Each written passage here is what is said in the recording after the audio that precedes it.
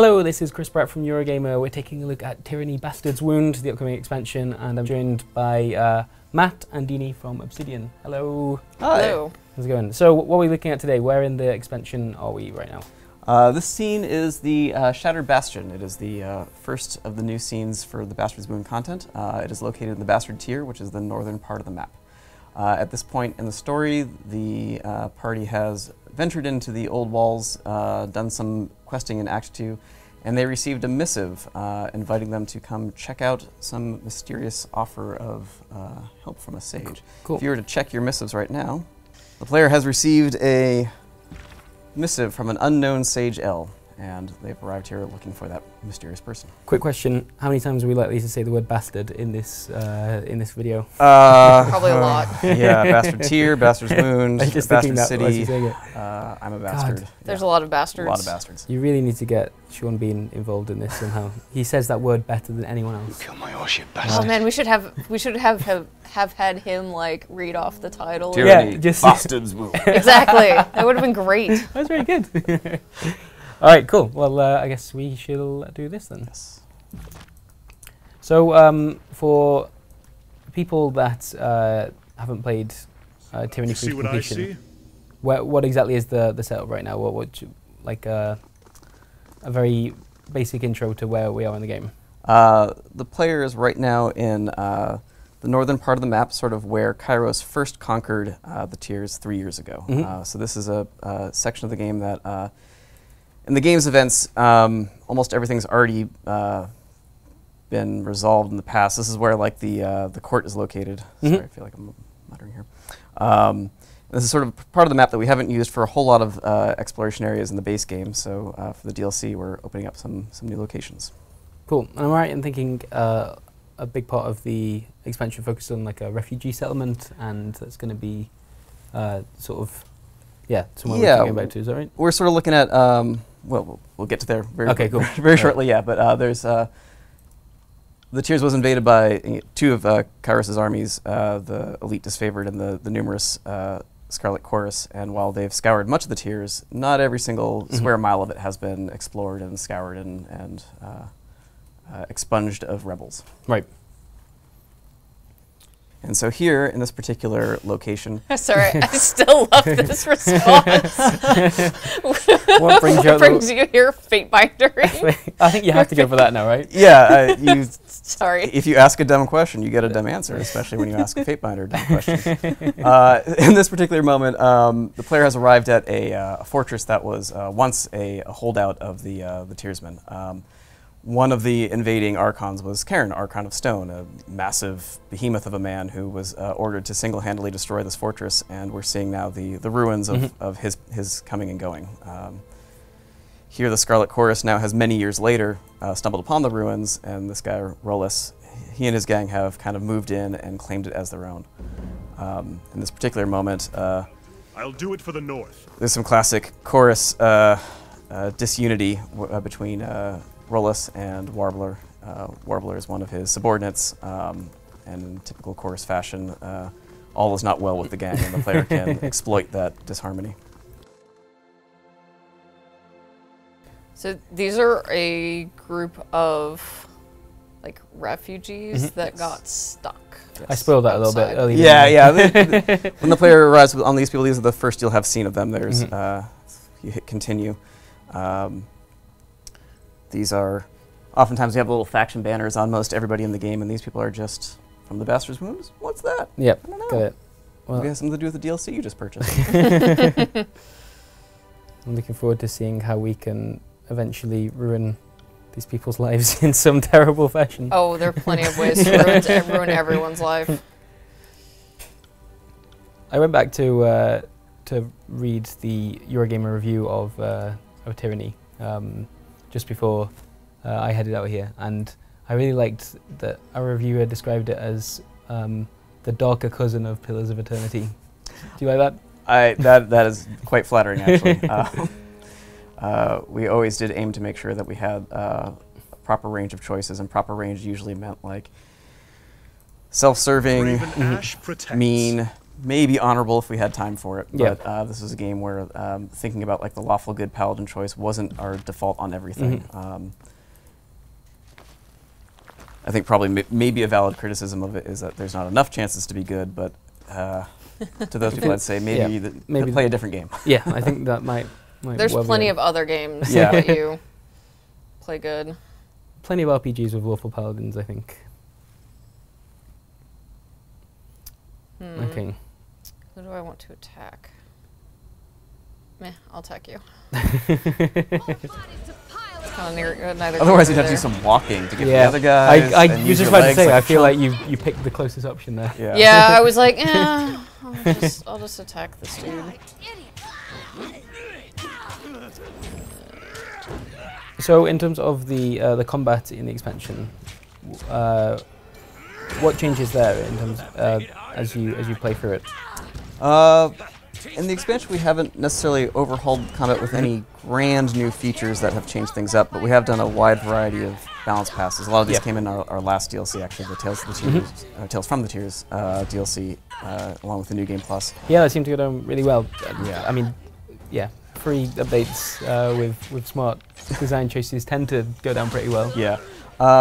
There had been things we had thought about doing, like adding, say, new spell sigils, which first sound like great ideas, but one of the strengths of our magic system is that like it multiplies really well. You find one new core, you combine it with another expression, and you get a whole new set of spells. Adding new sigils would have required that they interact with every single sigil already in the game, and it just turned into one of those things that, like, well, this would be the entire effort of our DLC, so maybe let's not go that direction. Sure. So instead, we've been focusing more on systemic balance passes. Like we cut the throwing skill, we changed how some skills contribute to magic spells. It all sounds like kludgy number stuff, to be honest, but I think it makes combat play better. And we also did more configurations of our combats. Without getting into too many spoilers of it, we just use more combinations of a lot of our existing enemies that we didn't use. Did you find it useful to see the community's reaction to those changes in the initial update, even before the expansion? Yeah, no, it was good to see that. Like, I think the New Game Plus went over really well. It helps that it was free, right? But yeah, I mean, our game was really just inviting you to play it through multiple times, given how much choice there was. Sure. That it was really good to actually finally. I'm always a fan of Glare Silently as an Oh, option, yes. by the way. Yeah. Oh yeah, you should see the back of our dev shirts, because we have. Okay, so we have three options, which are Lie, Attack, and Glare Silently. Yes. I had not seen those before. They're brilliant. Yeah, it was like my favorite part of the shirt was the fact that we have like. Okay, remind me to take a picture of that afterwards so I can include it in the video. That's great. Now, one thing that was really important with this DLC is we wanted to make sure that it was accessible to every player, which is a little bit difficult because we have a lot of choices in this game, and you could ally with lots of different major factions. So, the Bastard's Wound, we wanted to make sure had people from all the different factions of the game, so that, like, depending on who you're allied with, you might know who's your friend and who's your friend. But we also want to make sure there's plenty of strangers that, regardless of which quest you had already been on, you can meet some new people, make some brand new choices free of the pre-existing round choices. absolutely. Like, I'm sided with these guys, so had it been just strictly disfavored versus Scarlet Chorus, you already would have known where your where you weaknesses lie. stand, right. Yeah, that either makes things would have made things very, very complicated or sort of pre-decided. Yeah.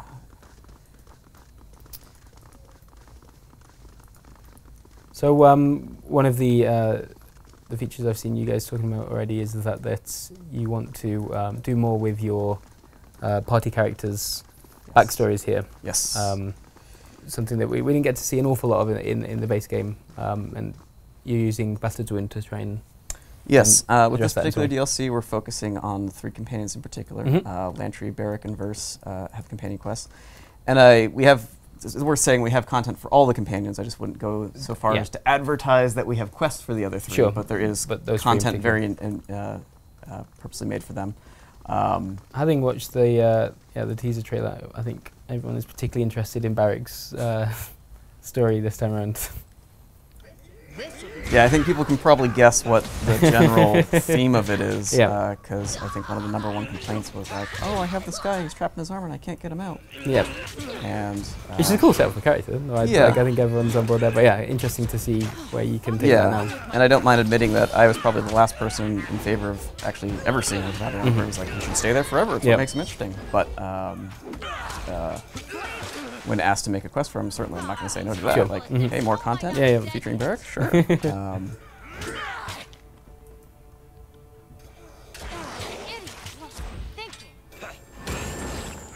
So where are we up to in the missive so far? So here Dini has chosen to kill all the chorus guys, help out the... Murder everyone! Yep, refugees she met in the corner. They asked her to deal with the gang, and then they'd help her. I can't tell if you're being honourable or you just like killing people. It's I just like killing people. one of the two. The Scarlet Course are actually my favorite faction because I did the most. I was like the designer in charge of them during like, the base game. But in this case, I'm just going to murder them all. Okay. They do make it very easy to pick a fight with them. They're kind of asking for it. I mean, I could have just murdered the refugees, but yeah. I decided to murder the chorus instead. There aren't that many RPGs where you can start a conversation with, I could have just murdered the refugees. Tyranny is a little different. I'll murder the refugees anyway. Now that you have what you need from them, I don't need them anymore. You're supposed to role play something different than your actual self. I like Murder Town. Yeah. No, I think it's good. I think it's good to show the level of player choice available in this expansion, even if the way we're demonstrating that is through murder. I mean, the best part about this was that I actually did what they wanted and then decided to murder them anyways. You can be a person of your word and a horrible killer. Are you guys going to be able to go back to doing like other kinds of RPGs after this? What if it's broken you? What if it's like, well, obviously there should be just evil options at all points now. I'm probably going to have put evil options into everything I work on. As a paid professional, I'll of course work on any title with perfect clarity. But I have gotten very much used to being able to drop that's curt and mean responses into dialogue and have it sort of fit. Or just blare silently, you know? Well, I got tired of writing just like say nothing over and over again, so I had to think of something. You can say many words with a good silent glare. I know it's kind of hard to see, but you can sort of see Karen's handiwork. Yes. Like crystals. Yeah. It's like dark right now, so. When you explore the Stone Sea in the main game, you'll see like kind of everywhere Karen has been. You see this kind of recurring land feature, and since he came by and messed up this fort, his magic left some marks. It's quite the calling card, isn't it? Yeah. I leave crystals where I go. That's a thing. So now we're going into somewhere even deeper. The obligatory cave. With low frame rate for some reason. Yeah, I don't. Oh, is everything right? Yeah, I don't Okay, know cool. what it's. It's cool. We can edit around it. That's fine. Hello. Ah.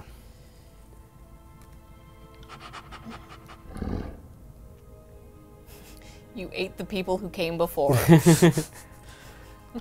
Another thing I've seen you guys speak about a little bit is that this is one of the races in particular you wanted to flesh out. Yeah, we only really have two races, sentient races, that the player knows of, and Tyranny, the humans, and the Beastmen.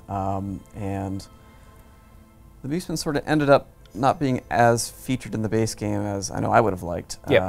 You don't really see them in earnest till Act 2, unfortunately.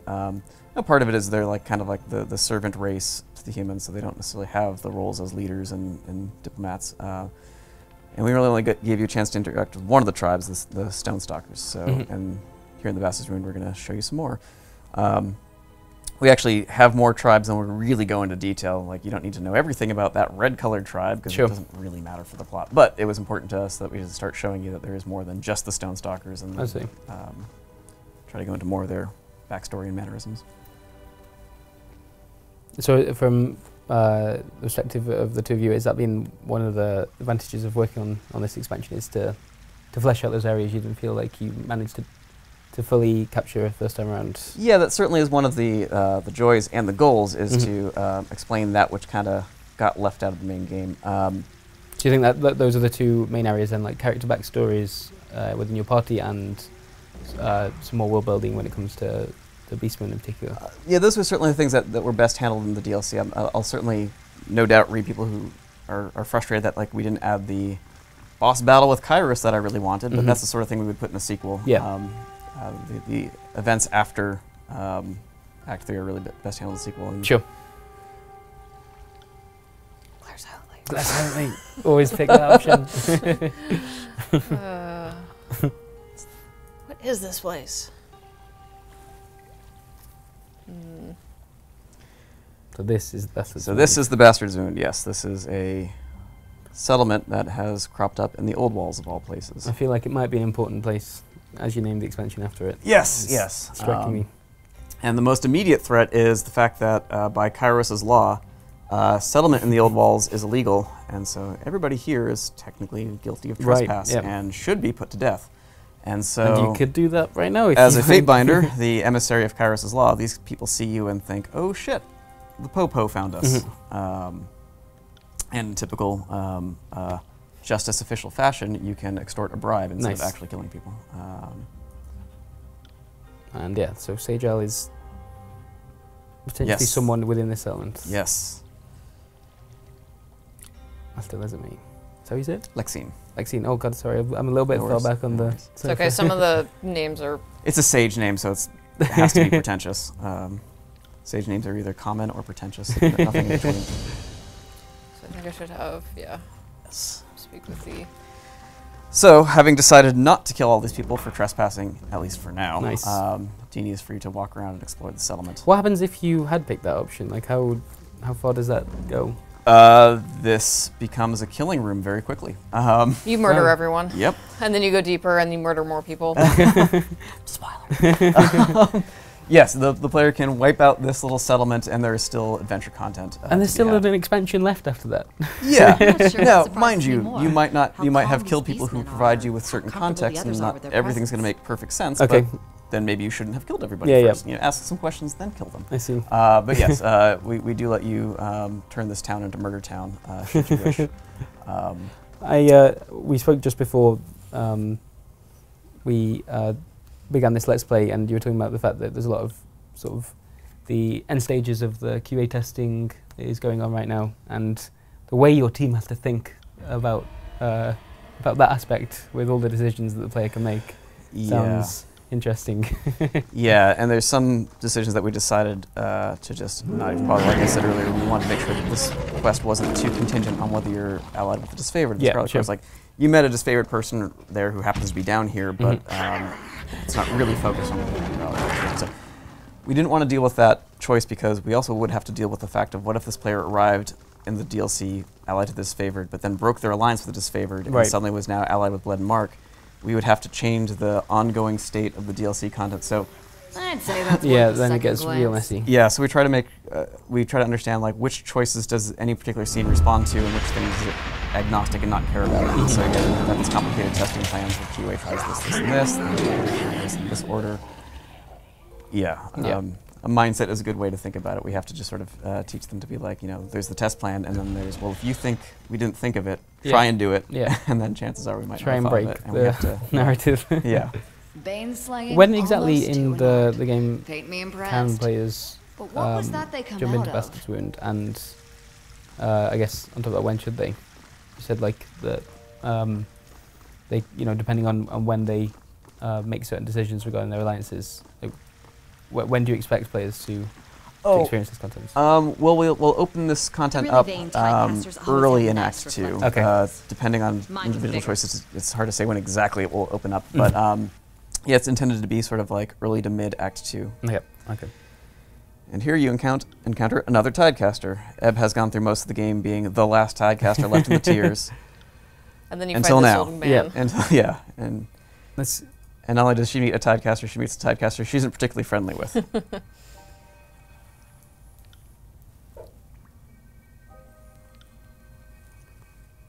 So does that tie into? Yeah, you were talking about Eb's backstory being fleshed out? Is this? Yeah, is this yeah. We part don't of it? necessarily have like full companion quests for all 6 companions, Mhm. but for Ebb, Kills, and Shadows and Syrian, we have content for them that is themed to them, even if it's not a full-on quest see. line. And yeah, Wagstaff is. You can gossip with your friends some other I feel time. like that's really like insensitive given the nature of what just happened. Glare silently.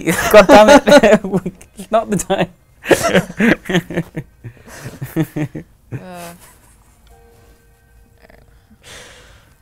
So this is the part of what's going on here is that there's multiple people that kind of want to be in charge. Mm-hmm.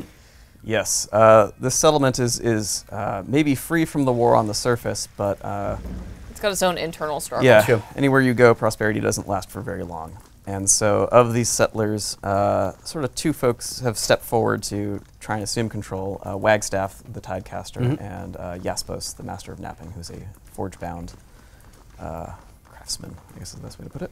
Got it. We'll go talk to Jaspos. Yes.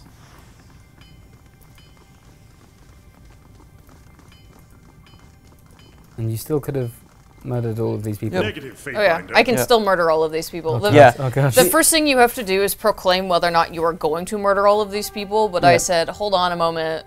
Like, I'll you get back guys to you might on be that. illegal. I Yeah. haven't decided yet. I'm Have a gonna little chat. yeah. So, Bribe me enough, and you might not be illegal. so I'm going around and talking to people, but I haven't actually decided if I'm going to murder them yet. I could still murder them if I want to. So, yeah, this is mostly just you talking to them and being like, you know, you're breaking the law, right? Jaspos, of course, is a bit of a rules lawyer, though, if you push him Sure. too far. I have questions. What does a master of napping do? That's a good question. He will tell you all about it. He loves talking about napping. Alright. We'll come back to this. We'll murder all these people in a minute. Yeah. It was important to me that these people be just annoying enough that you kind of want to kill them. Mhm. Because, you know, most games, the nice answer is usually the obvious one. Yeah, so yeah. It's important that somebody somewhere feel the need to actually just kill these people. We'll go somewhere else first. Look. See that? So artistically, this is much different than the prior old walls we've done in the Mhm. base game. The most notable feature being the settlement, and Yeah. the water being another major feature. That I wonder we how many really people jazzed had to put into die these until they scenes. figured out which type of mushrooms I were think safe our to eat. crew did an amazing job kind of re-envisioning our old walls.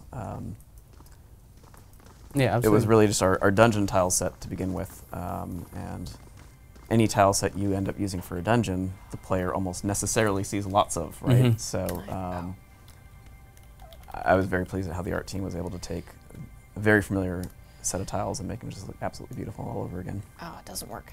I was No, hoping you- to like change it to daytime so you could actually see this a little bit better. Yeah, oh yeah, the scene does look better in daytime. Because the thing about this old wall, it's actually broken. Oh, Yes. wow, okay, right, yeah. That's So- the name, the Bastard's Wound. Yeah, the right, settlers got it. have seen this as a wound in the mountains. Mhm.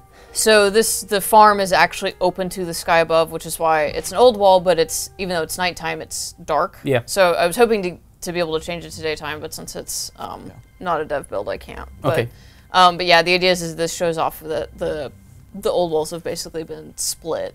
Mhm. And so this is like exposed to the sun, which is why they're able to like grow crops Yeah. and stuff.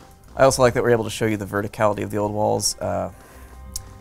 We describe in the fiction, and you can kind of see on the map that the walls are tall, but one of the downsides of this camera, I love isometric RPGs, but you never actually get to like see the viewpoint from the person as they're Okay, standing. that You Yeah, can sure. see how Yeah. tall the spires are, how tall Yeah. the old walls are, so I like that it gives you a sense Yeah, of the scale of it. yeah. Yeah, I'd have to like travel somewhere to change the time of day, unfortunately.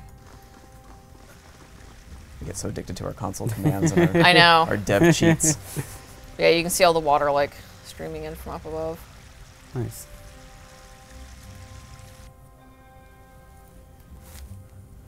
So yeah, that's our wonderful little settlement hidden in the mountains. It looks great. I'm glad that you explained the actual layout of the entire wound there, because I didn't realize. Yeah, like you say, when you're looking at it from this viewpoint, can't always grasp. Yeah, that's why Yeah. I wanted to get Yeah. the the side view map, so you could actually see that it's like buried. It's an old wall buried in a mountain that's actually been like ripped in half. Yes. And this is sort of like where Cairn struck down the fortress. He created a little path in there. And so this had been, prior to the war, no one even really knew these old walls were here. Sure. Awesome. Well, how much can we show at it? You mentioned there was a sort of, you had an endpoint in mind. That's what do you probably think? about as far as we're gonna go. Okay, cool. Should we Or- could end it. Should we murder some folks? We could end it with a bit of murder. I feel like Yeah, we should. We can murder everyone. End it with murder. Yeah. like I didn't get the impression you enjoyed just like leaving those people alive to get on with their settlement. No, we'll go to Murder Town. Yeah. Okay. That seems the appropriate way to end this Let's Play. So far, every key decision that we've had has eventually ended with Murder. attack. Yeah. Sounds about right. Let's make a decision. Number 2. Yes. There we go. Ah! That does it. Attack! Yes. So then you get cleansing the wound, which is just kill everyone. Yeah. Yeah. We do have some quests that you just self-assign yourself should you decide to murder anybody. But you're doing it in the name of Kairos. Yeah.